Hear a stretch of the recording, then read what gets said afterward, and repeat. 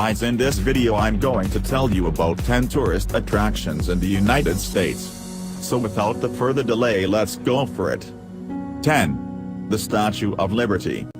As far as famous American national monuments go, the Statue of Liberty is probably the most easily recognizable of them all. Officially known as Liberty Enlightening the World, it was a gift from the French to the American people in 1886, celebrating the centenary of American independence.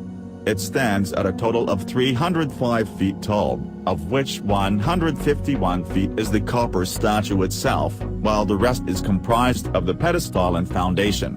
Designed by French sculptor Frédéric-Auguste Bartholdi, the statue is in a neoclassical style with Art Nouveau elements, and is a representation of Libertas, the Roman goddess of liberty and personal freedom. Gustave Eiffel was responsible for the framework, while the pedestal was designed by Richard Morris Hunt, a prominent American architect. While the statue's construction and shipment were paid for by the French, the building of the pedestal was left to the Americans. Nevertheless, the whole project was under threat when the U.S. government wasn't able to raise sufficient funds.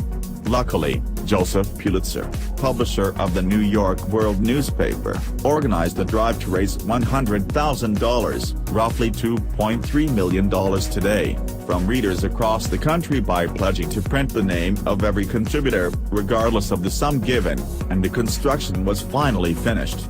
The site was chosen on Bedloes Island, now called Liberty Island, in New York Harbor, and the statue was aligned to face towards the southeast, thus greeting ships entering from the Atlantic Ocean.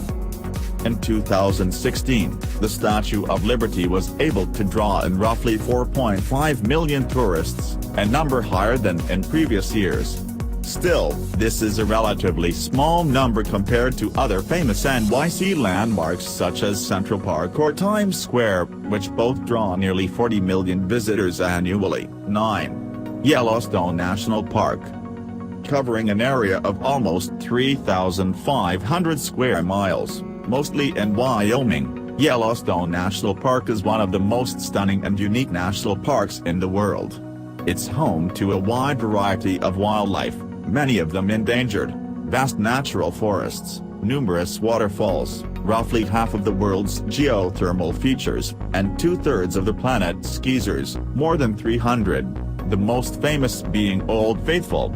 The park is also one of the largest intact ecosystems in the northern temperate regions of the Earth. When it was first discovered back in 1869, explorers David E. Folsom and Charles W. Cook described Yellowstone Lake as a scene of transcendental beauty. The two later wrote an account about their expedition, but had trouble in selling it since most magazine editors found the stories to be too far-fetched. Nevertheless, Yellowstone became the first ever national park in the world in 1872, even before the states it's in were, well, states.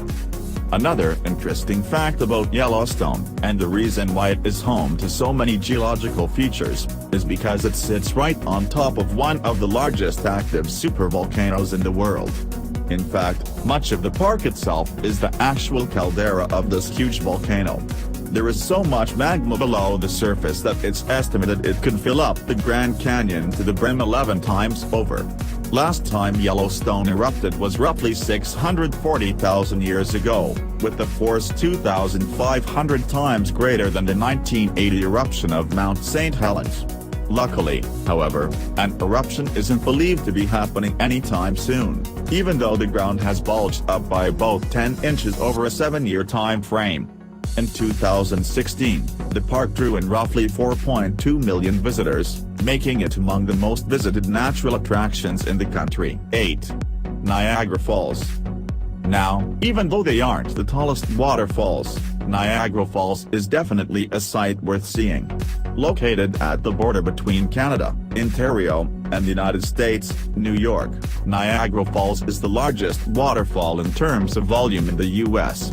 Over 3,160 tons of water flow over the falls every second, at a speed of 32 feet per second. There are 3 waterfalls in total here.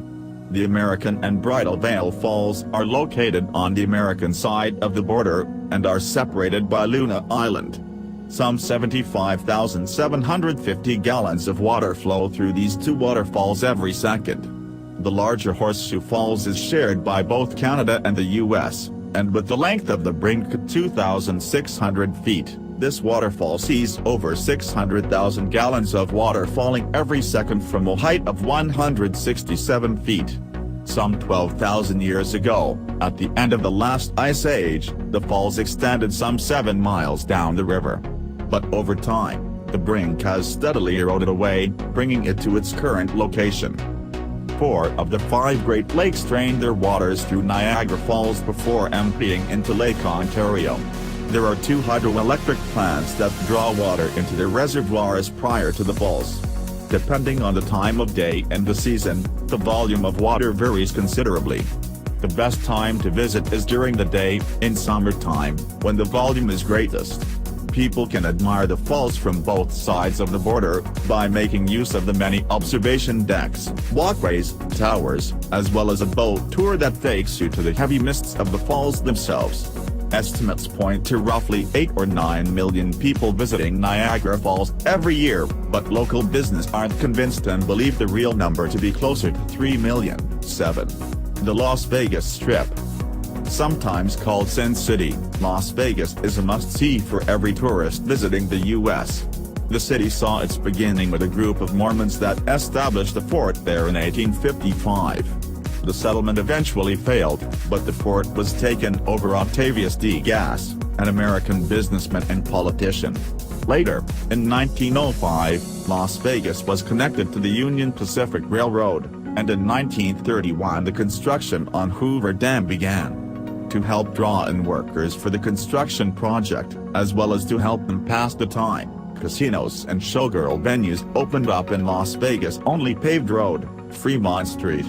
In 1941, the first official casino was built just outside of the city's limits, the El Rancho Vegas Resort, and the famed Las Vegas Strip began to take shape.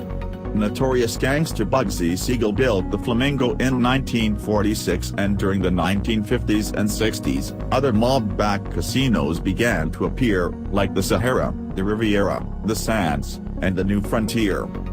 What many don't know is that the Strip is not inside Las Vegas proper. It stretches for 4.2 miles south of the city and passes through the unincorporated towns of Paradise and Winchester. The famed "Welcome to Fabulous Las Vegas" sign was built back in 1959, exactly 4.5 miles south of the actual city limits. Over 39 million people visited the Las Vegas Strip in 2017. Surveys also show that most U.S. travelers mark Vegas as their desired destination for 2018.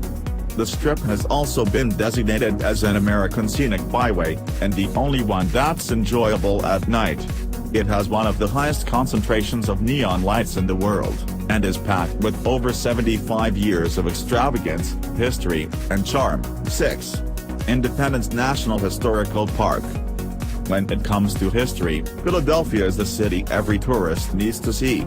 Known as the birthplace of American democracy, the Independence National Historical Park, located in Philadelphia's historic center, is said to be America's most historic square mile. The park is home to the Liberty Bell Center, Congress Hall, the Newhall Military Museum, the Bishop White House, the Graff House, the Franklin Court, the First Bank of the United States, and Independence Hall, among other historically important buildings.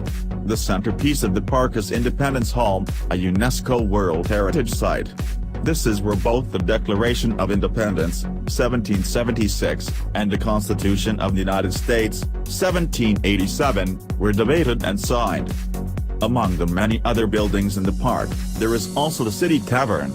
John Adams, the second President of the United States, called it the most genteel tavern in America after he was taken there by the citizens of the city when he arrived to Philadelphia to attend the First Continental Congress in August 1774. This history-packed hotspot draws in roughly 5 million visitors every year, and is a perfect place to immerse yourself in America's revolution against the British and the founding of the nation itself. 5. Hawaii's Volcanoes. Hawaii Volcanoes National Park draws in roughly 1.5 million visitors every year. Located on the island of Hawaii, this national park holds two of the world's most active and easily accessible volcanoes, Mauna Loa and Kilauea. Mauna Loa is the largest volcano on Earth in terms of volume and area covered, 19,999 cubic miles. The summit stands at 13,680 feet above sea level, and roughly 56,000 feet from the depressed sea floor. This makes it more than 27,000 feet higher than Mount Everest, and the second largest sea mountain in the world after Mauna Kea, which is on the same island and only 110 feet higher. But despite these record-breaking figures, Kilauea is the more impressive, and rightfully so. As the youngest volcano on the island, Kilauea has not stopped erupting since 1983, continuously spewing out lava over the landscape and creating numerous fountains and rivers of molten rock. Unlike continental volcanoes, which usually erupt in a devastating explosion, these island volcanoes are far less gaseous and more fluid, thus making them much safer to admire from a safe distance. And besides the volcanoes themselves, the park also offers a glimpse into the native flora and fauna of the isolated island, as well as the cultural heritage of the people who called it home for hundreds and hundreds of years. 4. The Redwood Forests of Northern California. For the many interesting things California has to offer, almost nothing is more humbling and inspiring than the Redwood Forests located in the northern parts of the state. But unlike many of the other entries on this list, these forests and the 4 national and state parks they encapsulate receive a relatively small number of annual visitors, almost 1.5 million in total. Nevertheless, these huge trees have been standing since before the Roman Empire. The Redwood National Park is also home to Hyperion, the world's largest living tree that we currently know about. Discovered only in 2006, this humongous coast redwood is 379.7 feet tall, or 74 feet taller than the Statue of Liberty. Hyperion is also a relatively young tree, roughly 600 years old, or about 20 in human years. This means that it's still growing. And it's not the only one to reach this gargantuan size. Other similarly tall coast redwoods have been discovered in the area in recent years. Thanks to their close proximity to the Pacific Ocean, these forests have a relatively stable and pleasant climate all year round. Nevertheless, peak tourist season is during the summer and early fall months, from June to September. Now, besides the redwood forests themselves, the region has other natural wonders to offer. Over 40 mammal species call this area their home, like bobcats, coyotes, black-tailed deer, mountain lions, and black bears, as well as over 400 bird species. There are also several points that overlook the ocean and which are prime locations for spotting migrating gray whales, especially between the months of December and April. 3. Mesa Verde National Park. Another great place to experience American history is to look into the heritage of the Native Americans. The Mesa Verde National Park, located in the state of Colorado, has a total area of 52,485 acres and houses over 5,000 sites, as well as over 600 cliff dwellings. The whole area was inhabited at least as early as 7500 BC by a group of nomadic people known as the Foothill Mountain Paleo-Indian Complex. Then, in around 1000 BC, a new culture emerged in the region, the basket makers. They were then followed by the Pueblo culture in around 750 AD, and flourished in the region up until the end of the 13th century when they were finally driven out by social and environmental instability. It was during their last 150 or so years in the area that they built the many cliff dwellings that the park is most famous for. One of the largest and best preserved sites here is the Cliff Palace, which is also the largest cave dwelling in the whole of North America. This settlement once contained 150 rooms and 23 kivas, special rooms used for religious rituals and political meetings. At its height, Cliff Palace was able to house over 100 people, something which doesn't sound like much, but given its location and the fact that most other cliff dwellings contain only 1 to 5 rooms, that's definitely a lot. Based on its size, the Cliff Palace is believed to have held an important social and administrative significance for the Puebloans before they were forced out of the area altogether. Every year, over 500,000 people visit the park and admire these unique structural marvels of pre-Columbian America. 2. The Grand Canyon. No list of this kind could ever be complete without the Grand Canyon. It's nearly impossible for someone to visit this incredible geological feature and not stand in awe at its sheer size. Anyone with any sense of wonder about the world cannot help but feel a little overwhelmed by the power of nature presented here. For over 6 million years, the Colorado River and its tributaries have carved their way through the rock, deepening and widening the canyon to its current proportions.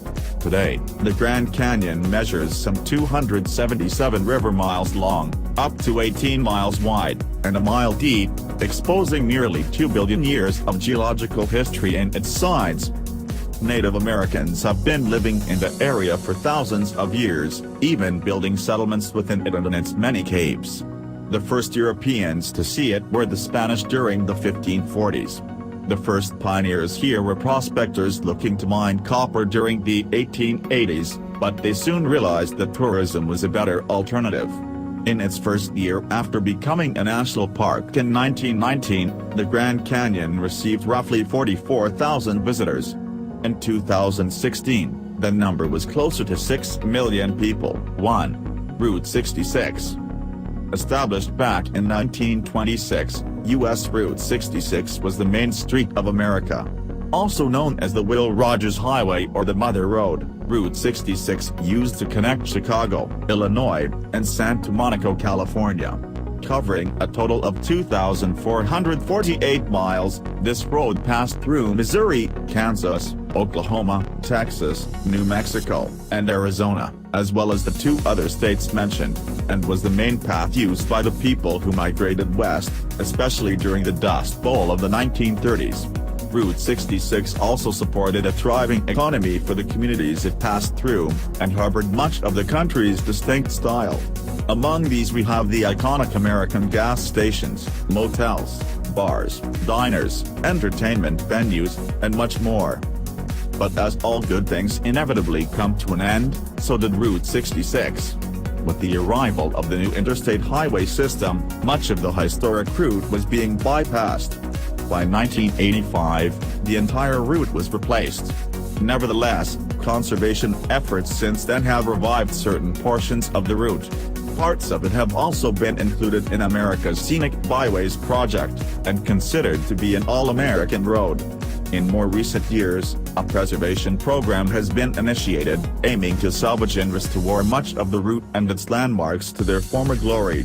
In more ways than one, Route 66 is a better alternative to capturing real America than taking a stroll through Manhattan or down Hollywood Boulevard.